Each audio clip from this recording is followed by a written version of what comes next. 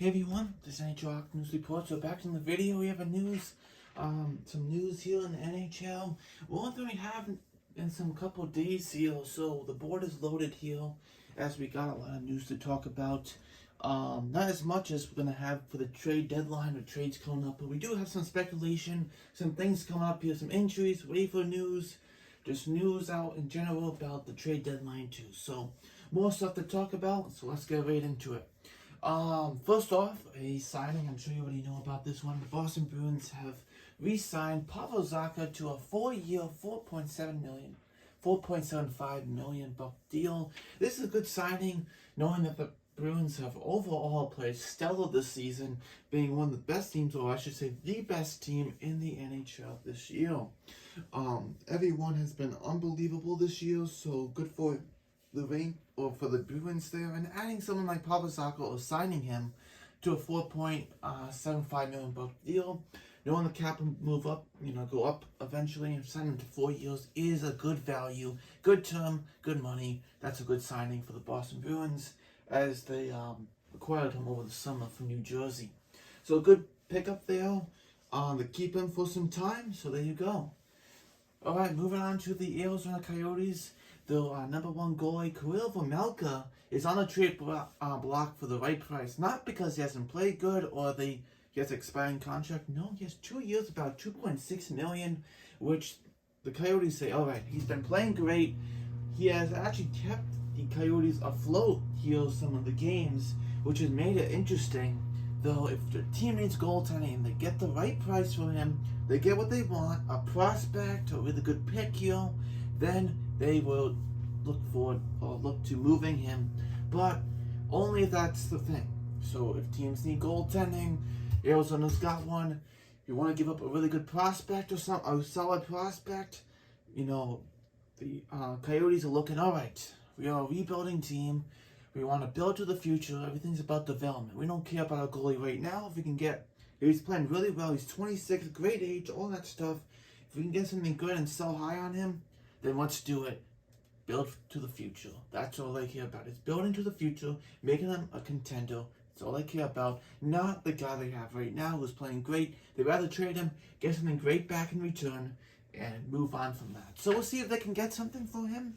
Yeah, that's possible. He actually looks really good in that Coyotes jersey, though, with his pads and his helmet, or his mask and his glove and blocker look really nice. So I'm like, oh man, I don't want to see him go, but it does look really nice, his blocker and goalie pads and glove and mask too. So there you go. Good news for the Ottawa Senators fans. Norris may be back next week. After his injury he got even before the season started in the preseason. You might say, look to that and be like, well, we haven't had Norris all season. That's why we haven't been as good. Yeah, you had Norris. We'll see how they do again, if they can change things. Obviously, the Senators haven't been the best team starting off the season, but ended the season a lot better than starting off. So, but having Norris back is a big help to the Ottawa Senators for sure. Moving on to the Montreal Canadiens, some injury news updates here. Islanders, obviously, Jake Evans was out after Brock Nelson falling on him now, so there's no timeline for him. He's lower body. Also tonight, Juraj Slavkovsky, he is out lower body also against the Rangers. Both are lower body. There's no timeline for both guys, so we'll see an update coming out soon. We'll report on that, see what happens, what we got happening here. So yeah, we'll see what happens. Evans has had a really good month. He's been one of the best Canadians this month, playing some really good hockey, winning faceoffs, just being a really good contributor, and he's been really good on a cap hit of 1.7 for the next 3 years, which is such a great deal for him. Now moving on now to the Blue Jackets. The Blue Jackets are going to be listening to Gustav Nyquist for offers for him. He's a good top 6 guy. If you need a top 6 winger in your lineup, you can definitely be calling the Columbus Blue Jackets for someone who's not going to be too expensive, like a Teoscinco, like a Teoscinco type of guy. If Teoscinco is on the block or something, you know what I mean. But a winger that it won't be too expensive, but not too cheap.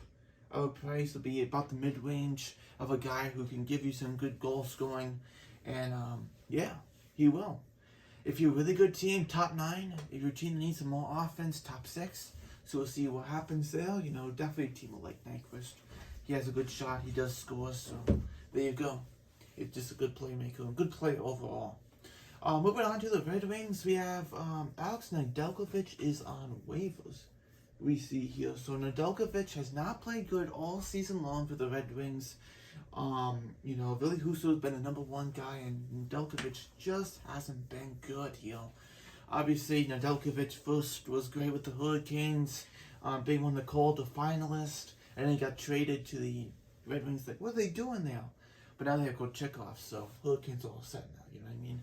So, and then the Red Wings picked him up. He was okay last year, but this year he's been even worse than last year. So, now he's on waivers. I doubt anyone picks him up. Maybe they do, but I just don't see someone picking them up. So, we'll see what happens if something does get picked up at this point, but I don't think anyone will pick up Nedeljkovic.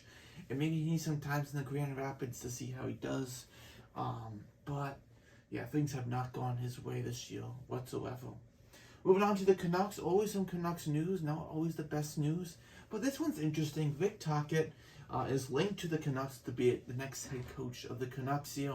Bruce Boudreau's been on the hot seat this whole season. From the very beginning, the first 5 games, literally, he's been on the hot seat. Even less than 5 games, it feels like. The first game of the season felt like it. But Tocchet is linked to the Canucks. They were talking and contract negotiations broke off. Now they're talking again, I guess.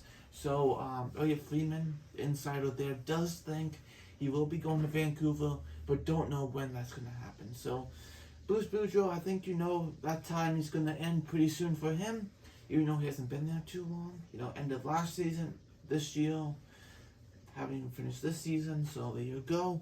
But Rick Tocchet, you know, Jim Rutherford with the Penguins, used to be with the Penguins, knows Rick Tocchet very well, so that might be something they like. But, you know, a team not going anywhere this year, and yeah, so that's how things have gone. This is the NHL News Update. We have things on the board. That's what we have. More things will be coming out very soon. More trade rumors about who's going to be traded, who they listen to offers about, this guy, and this guy. So we'll see who they do.